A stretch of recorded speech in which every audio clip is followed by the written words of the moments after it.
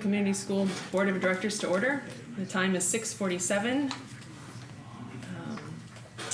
It's Monday, October 20th, 2025. The regular monthly meeting of the Board of Directors of the Fairfield Community School District to be held at 6:30 p.m. on the third Monday of each month. The meeting is open to the public and the public is encouraged to attend.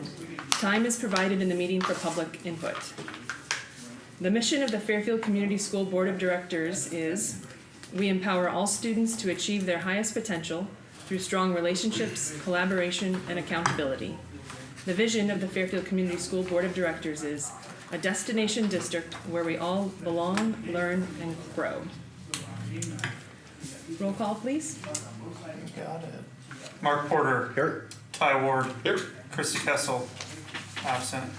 Maynell Robbins. Here. Mark Thornton. Here. Deborah Williamson. Here. Dave Eastburn. Here. Are there any changes to the agenda as presented? I have none. I don't either. Great. Is there a motion to approve the agenda? So move. Second. Moved by Ty, seconded by Deborah. Any discussion? Seeing none. All in favor? Aye. Opposed? Motion carries. All right, so we'll move next into our committee reports. Each committee chair will share a 2 to 3 minute update connected with their work. And we'll begin with policy. Mark Thornton. Yeah, so we didn't meet this month. I had surgery and was out, so we just kind of pushed that out. So we'll meet on the 7th of November, usually on first Saturday or Friday. Do you want me to cover for Christy since she's out, or you want to wait till you get time? Sure. We want you to go ahead and cover HR. Sure. So we met on last Wednesday on the 15th. We did a quick overview of some more para focus on what the plan is for them and some different, we did a lot of exercise that Evan did for us that the paras leaders also did. So there'll be some more coming out of that of just some different options of what we can do for them to improve their situation and how to make them feel more valued. So that'll be coming out here soon. And then we also did a quick touch base on the insurance. So all that looks pretty good so far. Evans and team are still figuring that out of what that looks like being self-funded. And then they're also doing a survey coming up here soon as well to get some more feedback of things that aren't going well, things that we might have missed. So that'll be Yeah, it got sent out Friday. So. Okay, yep, good. So that's pretty much what we covered on that one. Great, thanks. All right, let's move on to Ty with strategic planning. Sure, and my laptop's not being cooperative right now, so we talked about the district strategic plan. We were talking about having a focus maybe on some of our priorities or some of the things that are in there, and kind of getting some feedback from the new board members as they come on to see what they would like to see us kind of focus on and kind of look at as a part of our district strategic plan, just for a priority sake.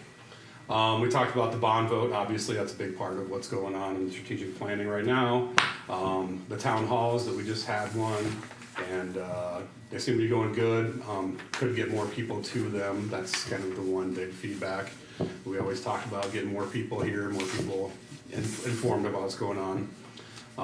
And you talked about the push committee and their kind of final weeks of heading up before the vote. There was a SIAC meeting. I wasn't able to attend, but sounds like it went up good. They got through 2 of the priorities that they were trying to get through.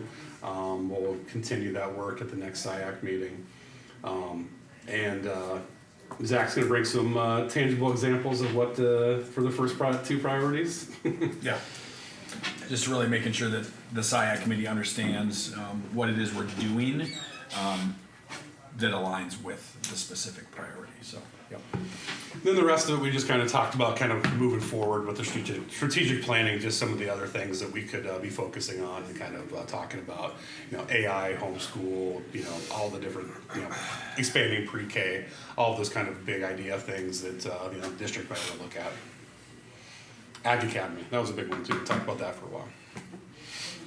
Great, That's about it. thanks. Let's move on to finance with Dave. Okay. So the Finance Committee met on Friday, October 17th at 10 a.m. The independent auditor's report was reviewed with the auditing partner, Alex Barr of Barr and Company. A summary of opinions, economic factors, budgetary comparison, and schedule of findings were discussed. It was noted that there was an unfavorable budget variance. Expenditures exceeded amended certified budget amounts in the non-instruction and other expenditure items. But due to the immaterial nature of those unfavorable budget variances for the year ending June 30th, 2025, the committee by unanimous consent recommends that the current procedure for amending the fiscal year budget remain in place. And Evan Martin will give a more detailed brief on the audit when it comes later in the meeting for our approval. Great. Thanks, Dave. That's it, right? Mark, sorry. Facilities, we did not meet this month. I apologize. I wasn't able to make it work with my harvest schedule, but I think we'll talk about some of that later. It was primarily just going to entail talking about our 5-year capital improvement plan. So. Yep. Then I've got a small update from Tristan. Oh, great. Hey all, Tristan here through text. Right now I'm probably singing at the choir concert. There's been a lot going on. Sports have been going well so far. Football's 2-5. Cross country's been doing great. Speaking of really well, next Saturday we send some people to audition for All State Choir. And as part of that group, I think we've all been giving our best. Esports is also flying along, catching win after win. I think this fall we've all learned the importance of teamwork, and I know that I sure have. Anyway, hope this is some insights into what is going on with our students. So until next time, thanks for listening. Thank you, Tristan. All right. So that's all of the committees. Let's move on to focus on learning. Zach is going to share. Yeah, we've got 2 components I wanted to hit on briefly during our focus on learning, and we're going to start with the Iowa School Performance Profile. Just a brief overview, and again, I know you guys have seen this, it's been shared with you, but from a public standpoint, making sure we get this information out as well. So anybody can access the Iowa School Performance Profile through the Department of Education's website. It's very simple to select a year, and then you can search by district or by school name, and it'll bring you to a pretty comprehensive site. Next slide. So what the Department of Education uses to justify this score, this number, are all of these things. So assessment participation, the composite over all of the ISASP assessments, specifically to science, math, and ELA, attendance growth, chronic absenteeism, the ELPA composite, which is for English language learners, graduation rate at 4 years, graduation rate at 5 years, growth specifically in math, growth specifically in ELA, and then proficiency in science, math, and ELA, and then the post-secondary readiness index and the post-secondary readiness college credit index. So that's what's used to justify the score or the points. There's also other metrics, next slide, that we have access to, but it doesn't get counted in this overall score. Again, some things that we look at in here: post-secondary enrollment, staff retention, educator effectiveness. Those are some data points that we may look at, but they're not used in the overall score. Good so far? Next one. So here's where you're looking at in regards to these ratings. You look at 1, 2, 3, 4, 5, 6 different ratings. There's priority, needs improvement, acceptable, commendable, high performing, and exceptional. Of the number of schools, 1.88 are exceptional in the state, almost exclusively elementary schools. There's no high schools, and maybe 1 or 2. There might be 1 high school, but then the rest are all elementary, maybe a middle here and there. And you can kind of see down the way what that looks like as far as the percentage of schools. So then you'll see our ratings. Next slide. High school was commendable. Middle school needs improvement. I'll hit on that in just a little bit. Pence Elementary acceptable. Washington Elementary acceptable.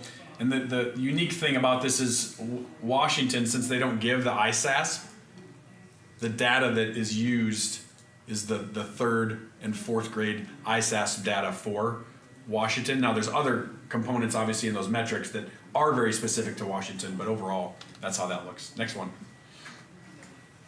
So here's some highlights when you think about some things that we as a district really did well on. Again, that little diamond is the state average. You can see we are at or above state average for growth and proficiency, above in ELA proficiency at 77.65, well above the state average.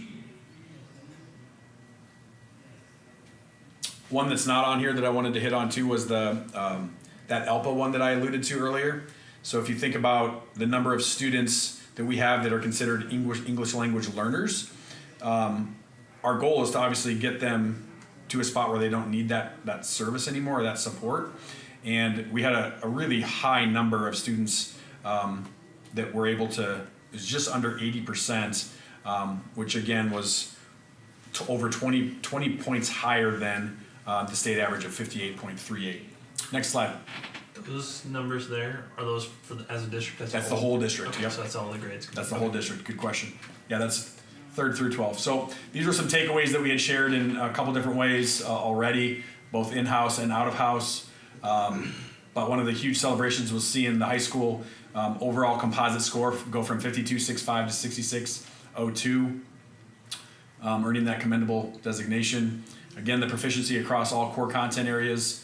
When you think about ELA, math, and science, again, this is just that one test, and science only tests 5th grade, 8th grade, and sophomores, right? But we saw growth in all of those. That's proficiency. Graduation rate 5-year, again, up significantly. And then the participation in work-based learning, a big part of that had to do with how we were coding things. We weren't coding things properly before. And so as we got that done, that's why there was such a large jump there, if that makes sense. It was some of the classes and things that kids were taking or doing. Next slide. Yeah, I wanted to hit on the middle school. So their actual score of 60.78 would be considered acceptable, but because they were targeted year one specifically for students with disabilities, the IEPs, they drop you down a category, which is why we got bumped down. This happened last year with Pence and Washington, if you remember. And it was very similar, targeted year one, students with disabilities. So we've already started the process of what this looks like to create a school improvement plan with the state.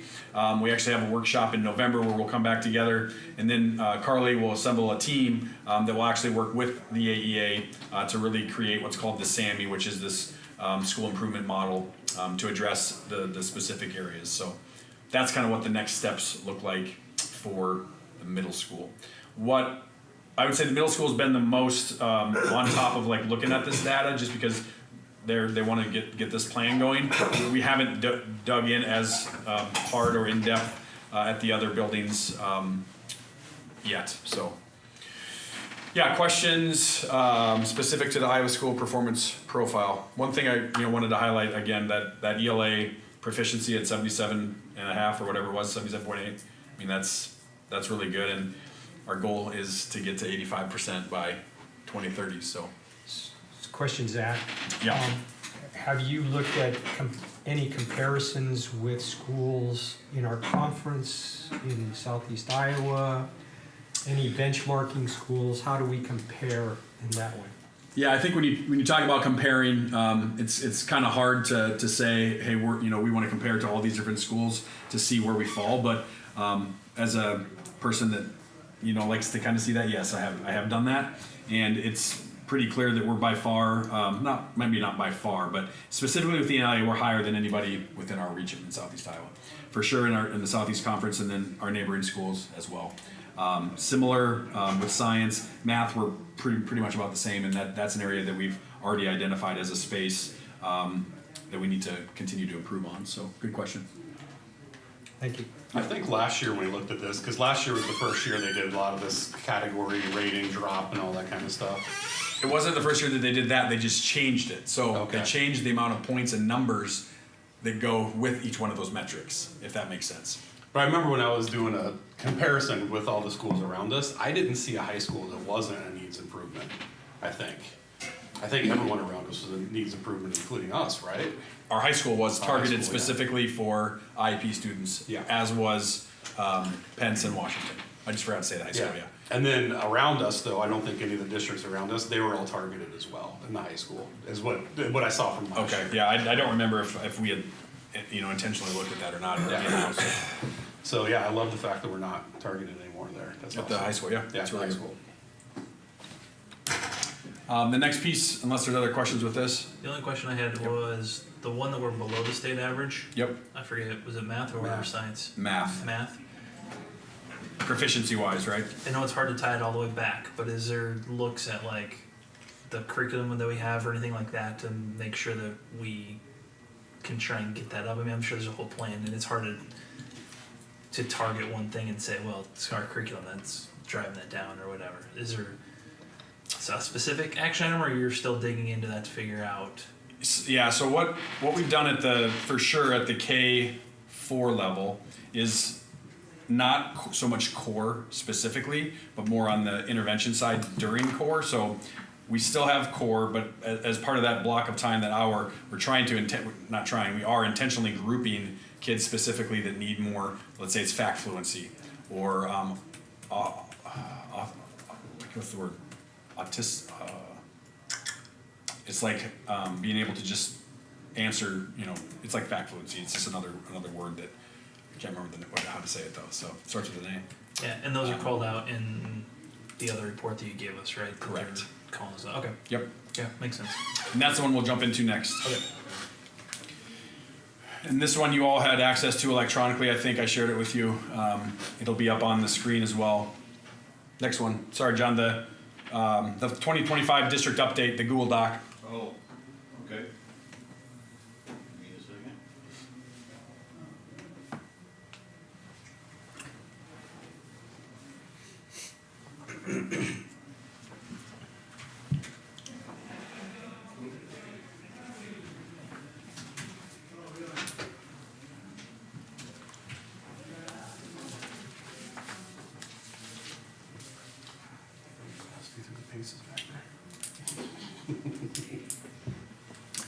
Yeah, so I know part of what we had shared or what I had shared and what you guys were looking for, some type of an update a few times a year, just connected to our goals at the building level, how they connect to their plan on a page. So again, I'm not going to read every single one of these things, but could you zoom in maybe a little bit, John?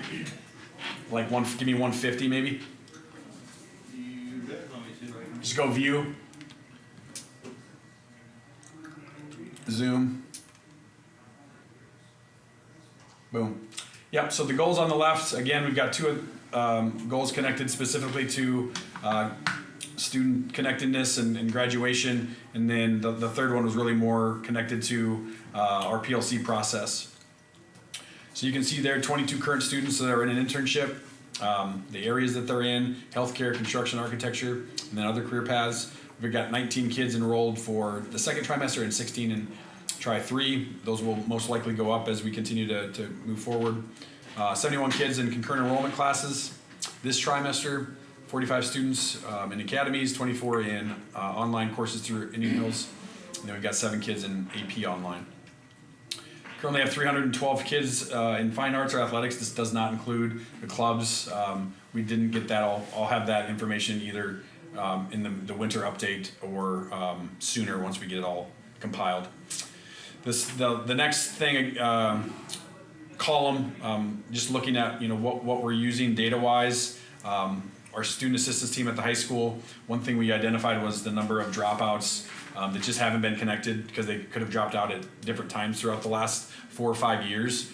Really reaching out to figure out if there's something we can do to bring them back in some capacity. So that's something that they've been looking at. We added a new intervention that we've never had at the secondary level before, a couple times a week during seminar.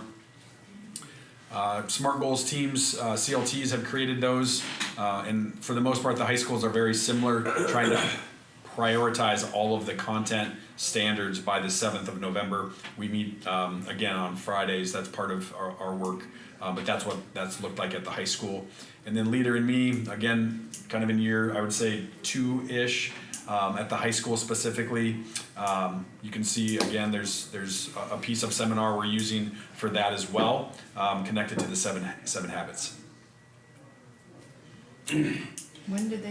How does that get implemented into the day for them? Yeah, so it's during seminar, and seminar is part of the academic day. I think it's 25 or 30 minutes, and there's each Friday they don't have it with early out, but so 2 of the days are designated for interventions. So we use like a request system for kids that maybe need to reassess or miss something or need to be retaught. So teachers will have kids come to them to help them through that or with that.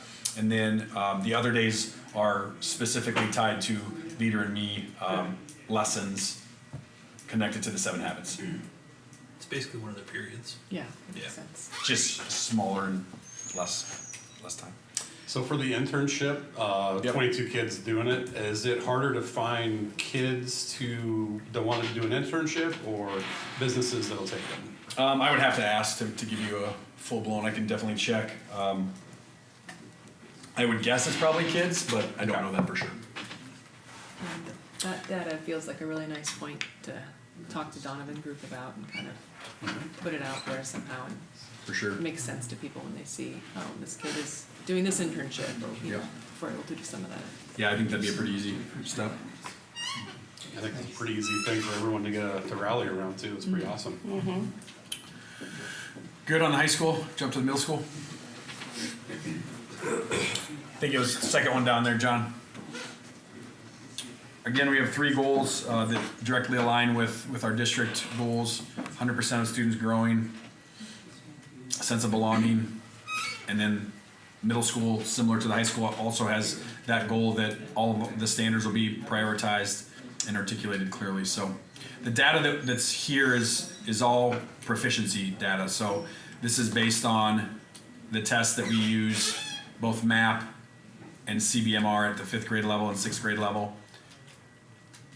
You can see where we're at. Again, this is not comparatively to the spring or same kids. This is just right now our current 5th, 6th, 7th, and 8th graders, where they're at proficiency-wise in these spaces.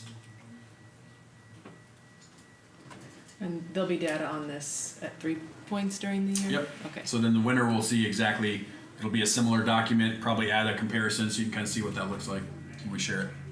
Is there, they're just the comprehension now for numbers, but is there a way to get the growth? I mean, it may be hard for this because you don't have another one to compare it to. No, we should be able to, and I think we'll keep it separated though, so we see how many the percent of kids that are proficient, but then we can also see the percent of kids that grew. Maybe not to the level that they should, but they still showed growth, and they're not yet proficient. Does that make sense? Yeah. Yeah, and that would also include the kids that were already proficient that are still proficient, or would we want that separate? So if I have a highly, let's say, advanced proficient kid on this, maybe didn't grow where they should have, but they're still really, would you want that to be in with that growth percentage category? Does that make sense what I'm asking? Yeah, I think it's just tied to that first one. We're going for growth. So like, with these, we can't tell if we're making it or not. All this is proficient. Yeah. Yep. Yeah, I think we'd want to see if all kids did grow, even if they were already proficient. So if they were already proficient and didn't grow, we wouldn't count them in the growth percentage, correct? Yeah, Yep, makes sense. That's kind of what we had talked about too. yeah. That way we know if a certain quadrant or whatever percentage of kids is not getting addressed. I guess we wouldn't really know, but it might help in the. We would in You would know, in-house, yeah. at the building level for sure. Yeah. Yeah, so again, looking at the data, this is something that specifically the formal data that we have to use, that doesn't get looked at every single week, but what does get looked at data-wise is the formative assessments that are happening week to week within those teams, whether it's content or otherwise. Interventions, again, Monday through Thursday, 4 days a week. All of them have an academic focus, even if it's an extension group. SMART goal is very similar with our CLTs developed, connected to kind of a share out on the 7th. And then Leader and Me, middle school is much farther along than the high school. One of the new things they're implementing is the trust huddles, which is student-led, and so far it's been going pretty well.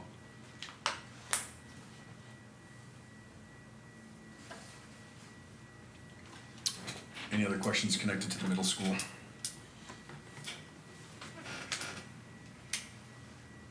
Will we at some point have a metric on like participation, belonging, like how many kids are involved in an activity Yes. later in the year maybe? Yeah, Yeah. I just didn't ask him for one this time. It's early stuff. Yep. but- I'll get that for sure.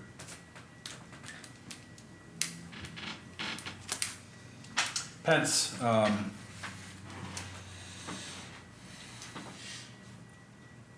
again, 100% goals.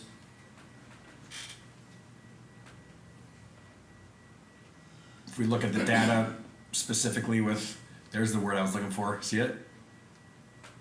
Automaticity. This is new this year. Of course. That's made up. Look it up, I had to look it up too. What does it mean? It's like the Recall? the ability to recall quickly. How quickly can you recall 2 times 2, 4 plus 5, 6 times 4? With that, that's what that is. It's new because there's been a pretty big cry of, hey, we really need kids to understand math facts, because the way that I would say math is, I don't say been taught, but some of the newer curriculum with math, it has taken that part has taken a little bit of a back seat, but it's hurt our younger kids in the long run too. So that's why this is something we have to assess now. So yeah, this would be, again, this is all just the fall proficiency numbers.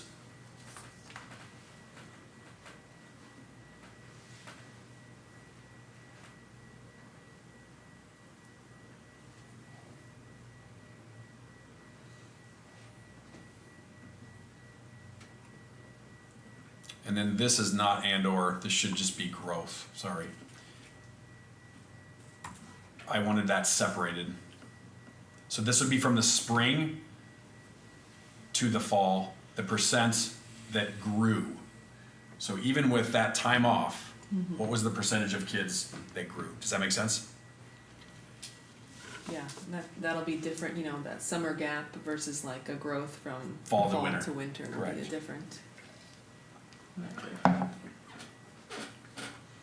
And again, some things that we're doing at Pence, our principals, filled this out and kind of shared it at an admin table, but content teams meet regularly, specific to this data that's required through FAST and FastBridge, met on the 26th. But you can see that, again, the real work happens weekly in those CLT meetings, in their grade level meetings, with the work that's happening day to day, not just these one-time assessments in the fall, winter, and spring. Obviously, we have to provide these reading plans and math plans, which will start in January. Again, this is all part of what the state's asking us to do, that we share with families. You can see we added that 20 minutes of math fluency work at the beginning of all of our math blocks, and that was, again, based on kind of feedback from what we've been seeing with students' skill level. In Tier 1, obviously that's not as intense, not maybe as frequent, the duration may not be as long. Tier 2, it's going to be more title groups, they'll start on the 15th. And then Tier 3 interventions, specifically with maybe an IEP, special education, that started really right when school started for the most part. And so far there's been a lot of celebrations there at Pence, specifically with our behavior goals, the way that we've restructured some of our programming for kids that have IEPs with behavior goals. Yeah, Pence by far probably is I would say the farthest along, most well-oiled machine. The middle school's in a good spot too. Washington's definitely making great strides, in the high schools working hard at it as well. But the accountability partners is a new piece for the Leader in Me work at the middle school, or at Pence, and that starts in a couple weeks. Last, pause for questions quick. I know we're getting a little long here. The only one that Yep. I still have to wrap my head around is that first two goals, because this is what we ran into last time when they all presented on their numbers. Yep. Is the and/or, and then it gets really confusing. And so we're going to report on Some are both, mushed together, and so and we separated as long them. as Yep. we, Separate them. yeah, okay. Yep. And that's what I want to make sure that we continue to do. Okay.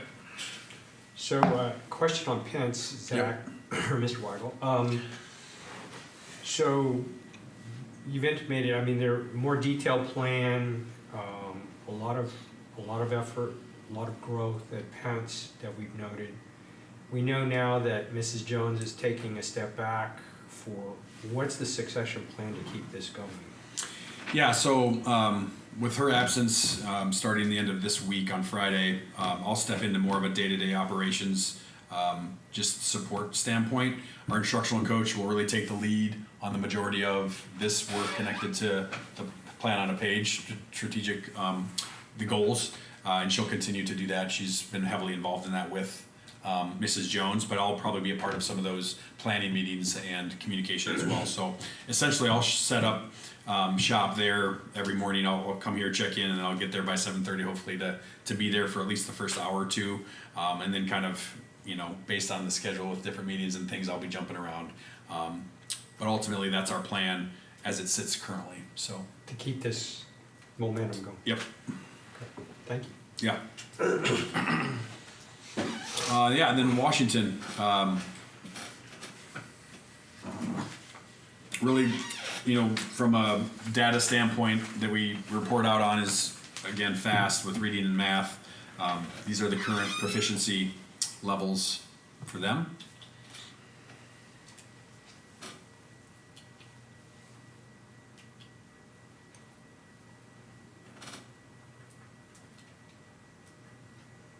When you look at, again, the MTSS multi-tiered system of support, that's very, I mean, it's the same as, those are that's the intervention time, right? So, tier 1, tier 2, tier 3, that's all part of MTSS. MTSS would be the broader, bigger kind of overarching, what that looks like. And so like at the high school, that MTSS part of the tier 2 or tier 1 intervention would be that seminar time, which we hadn't had before. But again, you can read through, we've got all of our groups in place. Again, SMART goals, teams have developed those. The specific, I would say K4 SMART goals look different than 5, 6, 8, 6, 12, just because they were a little bit farther along from the prioritizing standpoint. So they didn't have to get that work done as intentionally because it already had been done.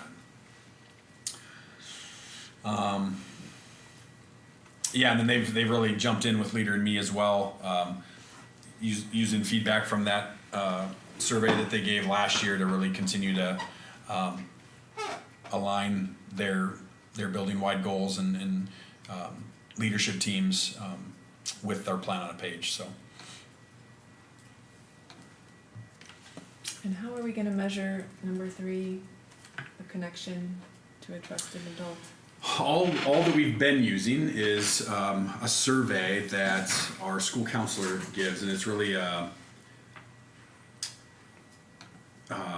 what's the word? Subjective. Yeah, not subjective. I mean, the kids will look at a picture and they'll say where they fall on that Okay. on that picture if they can articulate it. Okay. With those different questions, there's only like 10 questions. That's all we've Yeah. got in place currently. So, and that has already been given, but we still have some kids that aren't finished yet. So we should have something connected to that for sure that I can share out on next time.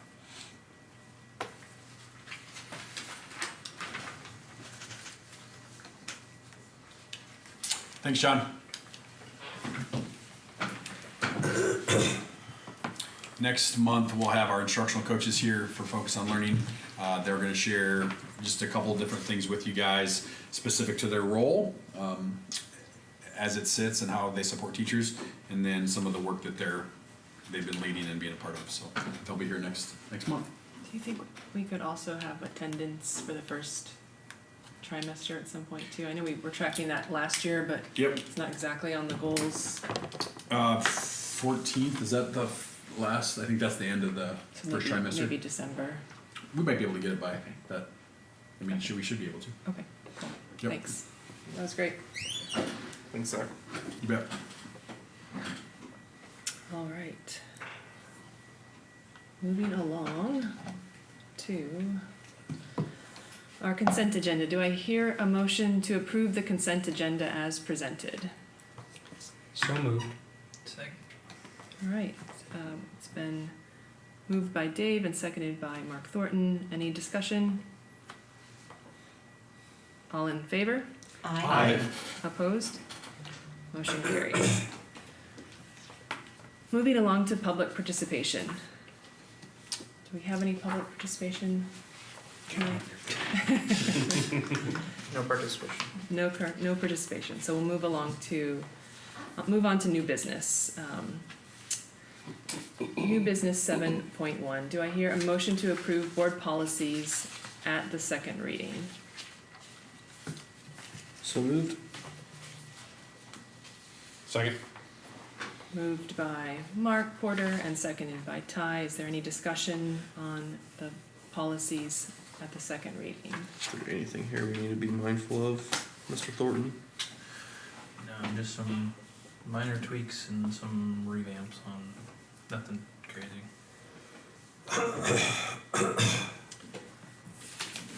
All right, any further discussion?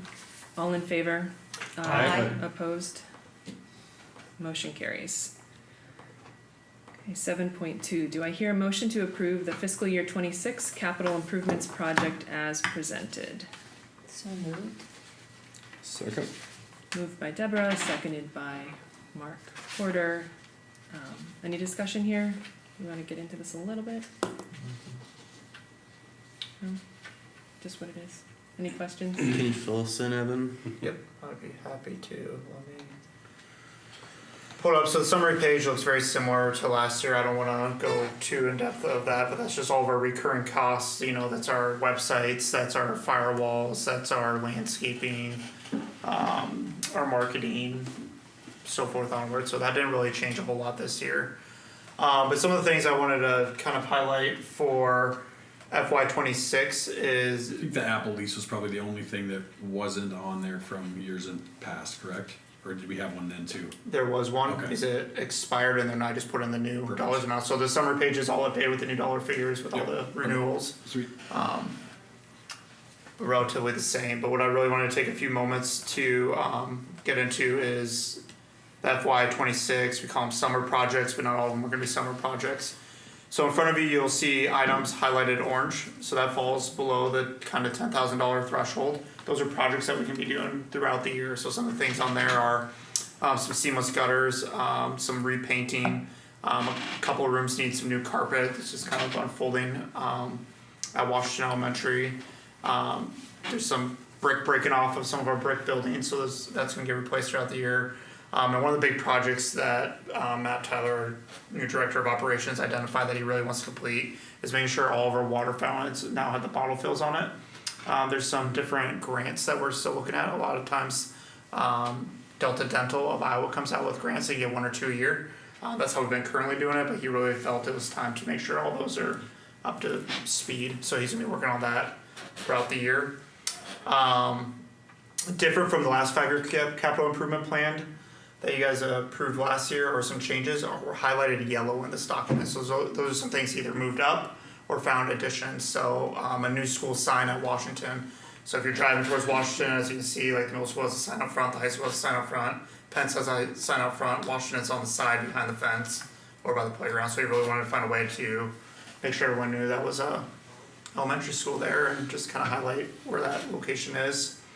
Replace outdoor basketball asphalt. So throughout the winter, some of our asphalt is coming up on at the Pence playground specifically. It's bubbling. It's a trip hazard that was identified as part of one of our insurance audits.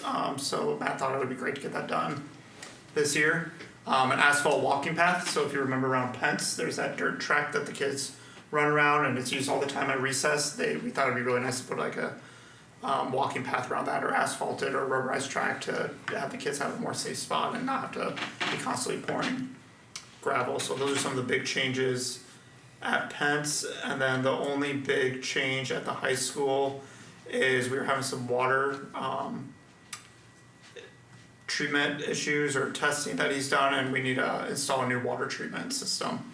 So that was a thing that got moved up from previous years to be taken this year. Other than that, if it's not highlighted, that was the same items that were identified in previous years. It's just this summer's projects. So the water treatment at the high school, what exactly does that entail? I mean, is that just for everything throughout the building then? So or- essentially, any water that comes in is going to go through this system so that all the stuff that it flows through, it won't make it worse. And Yeah. for whatever reason, this last thing with our air conditioning, right? what we had to replace, it shouldn't have been as bad as it was, the corrosion and all of the, Do you think the water's creating corrosion in some of the pipes? Our pipes are also older at the high school, so it's just trying to preserve those pipes too to create the future plumbing. So through the AC analysis, those pipes kind of broke, leaked, caused a flood. I don't know. and I how think there used to be one there and it just never got fixed after Mm-hmm. it broke. And so it would be replacing that whole filtration system. So But it was there, I'm pretty sure. who is that going to be ordered through then? No idea. So, yeah, so once you guys approve this plan, so to speak, Matt is gonna be working on getting the 3 bids and then a buy, so a lot of those bids will be coming at future meetings. But this is just the first step of, hey, are we okay with these projects? Yeah. For this year, if the answer is yes by the board, Matt will be hitting the market to try to get 3 different bids, so. Just 75,000, but that's a little sticker shock there. So I'm just kind of It definitely is, but I told him to aim a little bit high just to make sure Yeah. we don't have a bunch of change orders coming before the board in the I don't know how much it would be, no idea. future. I don't know. I mean, I know it's a big system, but still, it's a lot of Yeah. money. That's a lot of money. On the Washington sign, is that just to move the sign? No, so he wants to, maybe he's thinking LEDs, he's just kind of shopping around right now, just different products that would really, enhance that building, so he's looking at different corners of different places out front, if you think Pence, they have that one where you can like display messages, he's looking at some stuff like that versus Okay. just the lettering on the side of the building that says Oh, okay. Washington Elementary. And the track that's gravel now that you're looking at, changing to, I think you said asphalt? That's at the middle school? Is that Pence? It's at That's Pence. at Pence. Yep. Asphalt's so expensive. It's, Yes, so part of that project, so if you'll see on the plan, it's $15,000 of district money. But throughout the years, that building has fundraised to do some of these improvements, so we agreed to this was a collaborative effort, Matt met with a lot of the principals and stuff as well. That the total cost was probably $45,000, but there's fundraising dollars that the Pence building would like to use some of their fundraising to help And purchase that project. when do they use it? Do they go out and walk around or? Yeah, during their recess or PE time, sometimes they run it for I've seen physical some, education, sometimes just out of recess, kids are constantly walking around. I've seen some cool trails that have like storybook kind of kiosks too, so I mean, that would be an additional thing, but just, it would be more valuable in my mind, I guess, if we could figure out Yeah, could there be something, an academic kind of component Interactive too. or- Maybe you could get more money, from a grant for it too, if Mhm. there was like a or that could be some of library the component fundraising to it. dollars. Yeah, We could use that part of it for something like that. called like storybook walks or something like that. Yeah, but you definitely mention it too. So once we approve this plan, are we just approving going ahead and getting all the bids for it, or for anything over 10,000? Do we still have to approve that once the time comes to do it, or where are we at with that? I Yeah, guess? so anything that's not highlighted on here that's still over that dollar amount, Yep. still has to come to the board table. Okay. Yep, Yeah. for sure. I just Like wanna the big one at the high school with the sound and light stuff, that's gonna be a big project. Yeah. That we'll have to get, a lot of input on from that department, but then also, get bids for it, so. I just wanted to make certain that anything over 10,000, we still Yep. have room to approve that as they come. So For sure. Yeah. And this is for this coming year, so a lot of this. would Ideally, happen- we'd get all this done by Yeah. school fall of 26, yep. Evan, what, question on funding? Yes, sir. So what's the funding sources, and Yeah, absolutely, so this plan, presented in front of you for the FY 26, what I just kinda went over in a little bit more detail, is 100% PEPAL revenue. So this is the first year our new $1.30 levy took place. Actually, we had about $200,000 worth of carryover last year, so this is 100% PEPAL funded. And you'll notice, when you look at this plan, what do you not see on here? The middle school, right? So depending on what happens November 4th, that could change us. change this a little bit, right?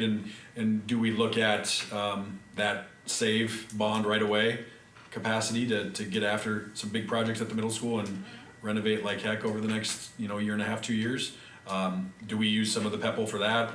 So that'll be a decision I think that's gonna have to come to the board table as well, regarding where that vote ends up falling. If that, have we made like a priority list at the middle school if it fails? Because obviously, first of all, if it passes, we still have to get the middle school for 4 years, right? So we have to keep it 3 years, so we Yep. don't keep it functional, but then if it fails, obviously, Revamp, revitalize, all of it, yeah. because I think at that point we're gonna start getting pretty I think, serious yeah, about. my opinion would be we look at the dollars that we have available with the save bonding and do as much as we can to prioritize the use of those dollars. So it'd be getting a team together to really hash that out. Because at that point, it seems like we're gonna have to probably start getting pretty serious about, Correct. you know, Yep. tending to things there. I would say it needs to be added, to this Absolutely. now, right? Yeah. We'll cross that bridge in 3 weeks. Hopefully not. All right, any other discussion? So, Unless we can get rid of roofs. What was that? Unless we get can rid of roofs. Roofs and Like parking everything, lots. every time we turn around, we're replacing the roofs. All right, we have a motion on the table to approve the fiscal year 26 capital improvement projects as presented. All in favor? Aye. Opposed? Motion carries. Move along to 7.3. Do I hear a motion to approve the fiscal year 25 audit draft as presented? So moved. Second. All right, moved by Mark Thornton and seconded by Ty Ward. Any discussion here? Evan, I believe you're gonna share a little. Yeah, so if you have it in front of you, you have not seen kind of what the auditor went over with the finance committee that Dave alluded to.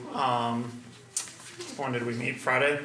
Yes. So I just kind of want to walk through, this is what the auditor shared with the finance committee, but I want to share it with the whole board before you guys approve this draft. So if you guys approve the draft, it'll go to final, and this is what we're going to send off to the state auditor.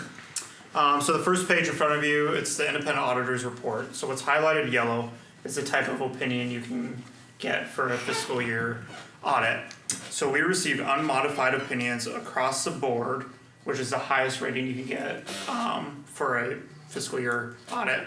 Besides one area, we received a qualified opinion, and what that qualified opinion ties to is our educational foundation funds that we receive. So since they are a primary entity of serving the school, but our auditor does not audit that foundation, they issue a qualified opinion because they did not perform the audit. That doesn't mean anything negative is happening, just means that he cannot give an opinion because he did not perform the audit of that foundation. And the reason that the foundation was brought into the school district's audit like this was, at some point, the board wanted that to happen. And so that's why it's there, even though this auditor doesn't audit, they've got their own auditor, so. So across the board, I think that's a really positive. We received the best ratings we can as a modified opinion from our auditors. Flipping to the next page, the next highlighted area on the back there is kind of the economic factors bearing on the district's future. There's just there's 5 bullet points there, but I think there's 3 that are really important to highlight at this time. And the first one being open enrollment out of the district has decreased from fiscal year 2024 to fiscal year 2025, indicating improvement in student retention. So that seems weird as economic factors bearing on the district's future. That doesn't have to be a negative, it can also be a positive. So now we've had more kids staying in. Zach will talk a little bit more, I believe, in his superintendent report about our enrollment trends, but as kids stay, that generates more dollars. So he just wants to make sure that we're aware that, hey, we do have more money that we have to make sure we're taking into our account. The second or the third bullet point on there, he noted it was kind of a little bit more of a comment, not necessarily finding years past. We moved it to economic factors this year. We saw that we were addressing or trying to address was the district facilities are aging and increasingly require repairs and maintenance. These capital needs place ongoing pressure on the district's financial resources and may require additional long-term planning to address. Yep. So essentially what he's indicating there is, hey, all of our facilities are of different ages. But as you can see on the previous item, that was $1 million that we could afford this year of repairs going into Pence, Washington, and high school. We saw the middle school, and we have a lot of other expensive needs out there. So with our aging facilities comes high cost, so he just wants us to keep that at the front of our mind. But he does know that we're running a bond campaign, and there's several contingency plans that we could talk through finance or facilities if need be as well. The last bullet point I kind of want to highlight under that was the last one, which is for fiscal year 2025. He just reiterated the state of Iowa approved a 2.5 increase in supplemental state aid.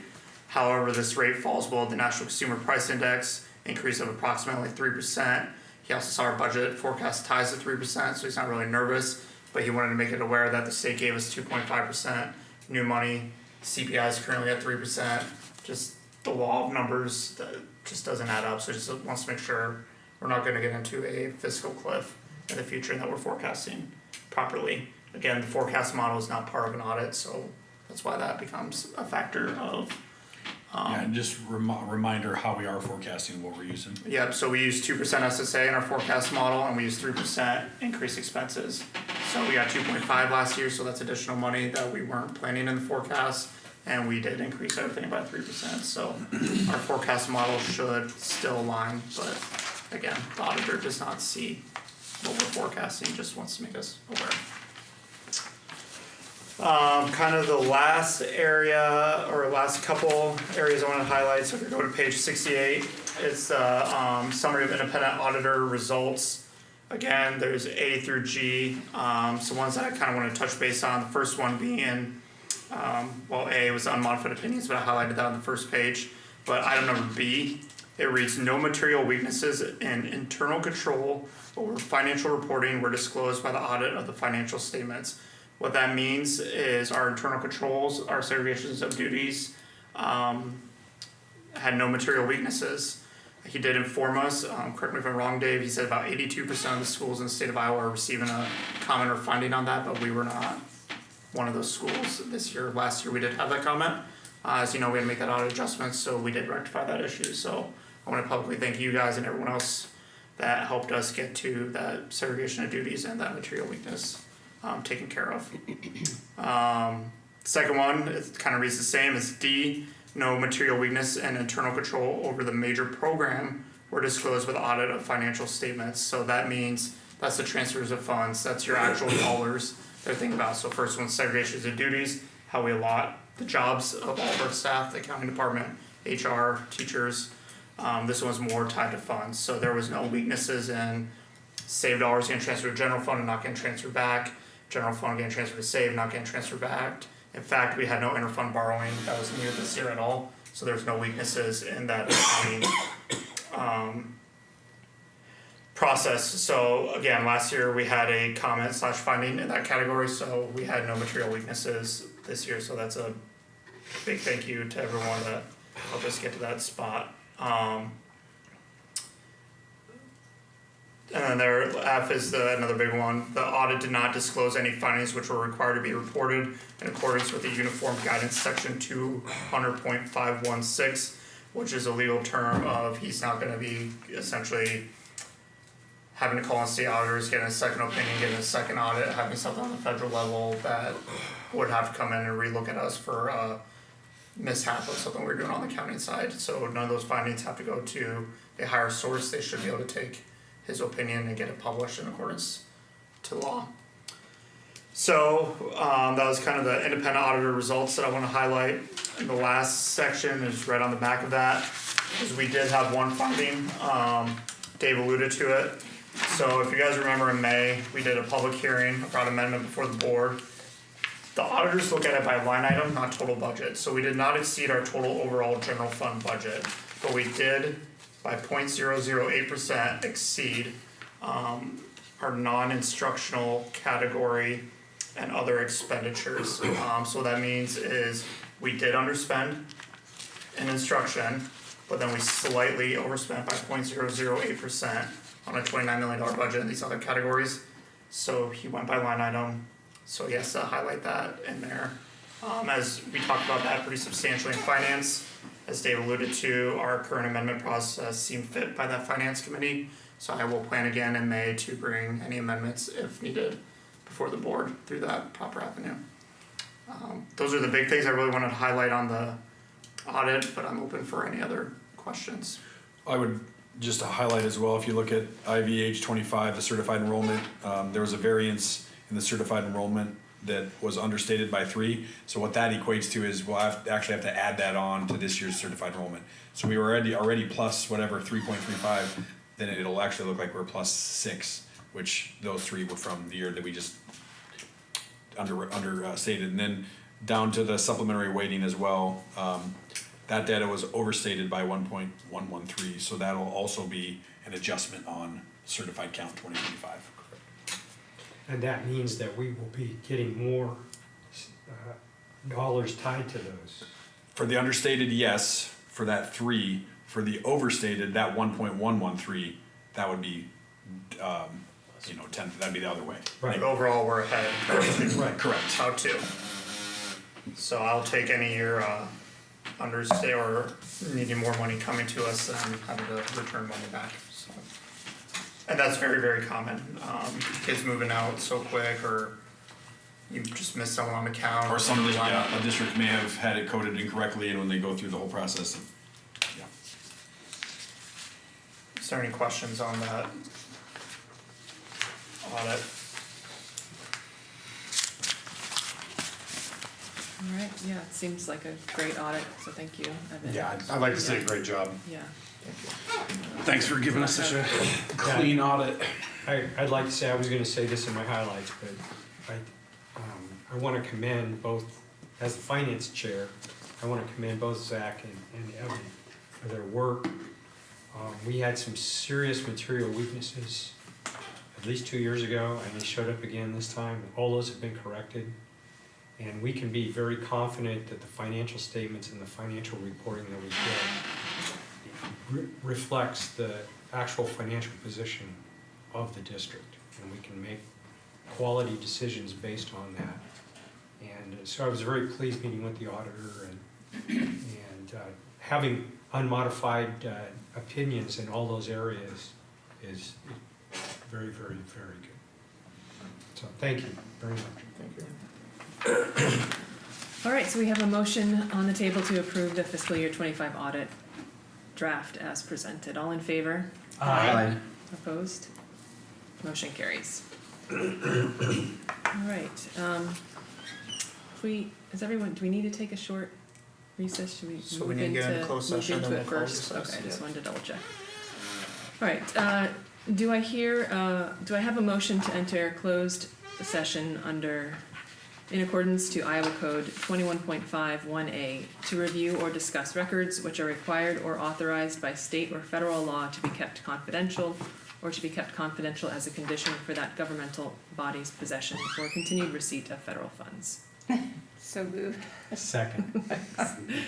Could you repeat that? Moved by Deborah, Can seconded you by say that Dave. fast? Easy for you to say. I think this is a roll call vote. It's a roll call to Okay. go on. So in order to enter closed session, we'll have a roll call vote. Any discussion before I move in? Okay, roll call vote, please. Mark Porter, Yes. Ty Ward, Aye. Megadell Robbins, Yes. Mark Thornton, Yes. Deborah Williamson, Yes. Dave Eastburn, Yes. Chrissy Kessel's still absent. We entered closed session at 7:45. Do we want to, does anyone need a 3-minute recess? If we could. Okay, so we'll take a 3-minute I'd love break. to take a bio break. Yes.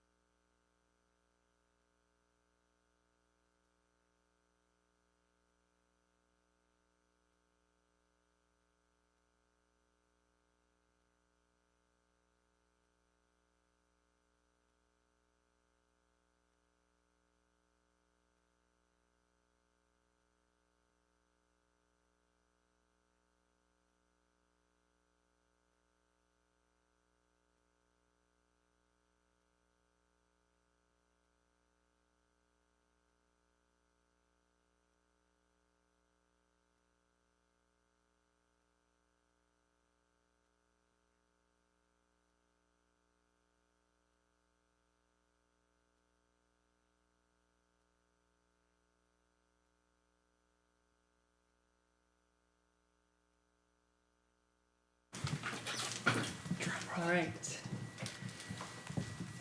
Do I hear a motion on the open enrollment request? I do have a motion. I move that the board approve the open enrollment request, noting that although the application was filed late and does not meet the criteria for pervasive harassment as defined by Iowa Code Section 280.28, the board is approving the request consistent with the parents' wishes. Is there a second? Second? All in favor? Roll call. Roll call, please. Roll call is requested. Mark Porter, Yes. Ty Ward, Yes. Megan Robbins, Yes. Mark Thornton, Yes. Deborah Williamson, Yes. Dave Eastburn. No. Passes 5-1. Christy Kessel absent. All right. We'll move into superintendent updates. Yeah, wanted to share this publicly. I've communicated it with our staff and some other people as well, but our certified enrollment, what generates money for us, is up for the first time in quite a while. So if you look back historically, we've been down 30-some kids, 46 kids, 49 kids, and again, not heads or, kind of that butts and seats kind of mindset, but the certified enrollment standpoint, we're above zero. So that's a really good celebration. Our head count is up as well, so the actual number of students, we have more than we did last year from an actual body standpoint in our buildings, so that's a positive. We are working on a community-wide mailer that's going to go out to all of our residents in the district, all of our business owners in the district, all businesses. This is something that is going to be mailed out 3 times a year to just really make sure that our community understands and knows where we're at as a district, what's going on, what we might need, those types of things. So that'll be something that will go out mid-November before Thanksgiving for sure. We're kind of working on what we're going to call it from a kind of catchy name standpoint. But yeah, I think you alluded to this or in the HR committee update earlier, but really looking at how we can better pay and recognize our specifically our employees. We're starting with pairs, but that'll continue with all of our hourly employees throughout the course of the year. And then another thing I think that's really important to share and highlight is our Schedule C wage scale for all of our extra service contracts for coaching or sponsoring activities. We are looking to upend that as well. So we're working with our union to create one that would be, again, probably one of the best in our area. So if I'm a head coach, if I'm student council sponsor, I'm getting paid more to do that here than I am anywhere else. So that should be done and solidified by January, I'm guessing. That's all I got. All right. Let's move along to highlights. I think we'll start with Ty, because he's coming towards the end. Yeah, I guess my highlight's going to be some of the stuff you were just talking about, which is kind of cheap because you just said it. But really excited for the open enrollment, for the enrollment numbers going up. It's been a long time coming. Hopefully we're at the bottom of that curve and we're heading our way up now, which is great. The para wage scale and the coaches. It's a long time coming. Ever since I've been on the board, we've been talking about trying to get more money in their hands. And I'm really glad that we're finally tackling that and we have a plan to move forward. The school districts that have newer buildings and everything are at a competitive advantage for us because we have older buildings and we spend general fund dollars on stuff and we take our time at school board meetings talking about facilities way too much. And I'm glad that we're on our way to honoring some of our employees and getting them more money. Well said. Thanks, Ty. Dave. Well, I've already said, sort of my highlight, of course, is the positive outcome in our audit. It was after a couple of years of material weaknesses and internal controls, it seemed to have wrestled that to the ground and on our positive aspect, and we can rely on the financial reports and our financial statements to give us a true picture of the financial health of the district, and we can make good decisions based upon those. And so I want to just, once again, thank Zach and Evan for all their work, and I was very pleased with that. So that's one of my highlights, and I'd just like to say, I hope everyone had a nice Columbus Day, and including everybody in the district. Thank you. Thanks, Dave. Deborah. Highlight for me is the independent auditor's report. It's great, happy news. Thanks. Porter? Yeah, I've got several. Usually I do. First of all, of course, the enrollment numbers being up. It's something that we've been working towards for several years now, and overall, just to see those numbers up is great. And then to see positive numbers from the audit, obviously that was a struggle for us, on this board, getting the results that we want to see for the last, for the first couple of years. So I really like the positive momentum that we're seeing there. And then, of course, my last highlight is this will be Ty and Deborah's last full meeting, so it's been fun getting to know Deborah the last couple of years. It's been fun getting to know Ty for 4 years now. Then why'd you highlight you don't get to hang out with me anymore? What's that? What was that again? Then why'd you highlight you don't get to hang out with me anymore? I know. Well, Vicariously through you. what I was gonna get ready to say is I met Ty 4 years ago at our first debate, and didn't realize that we were gonna get to spend so many meetings together.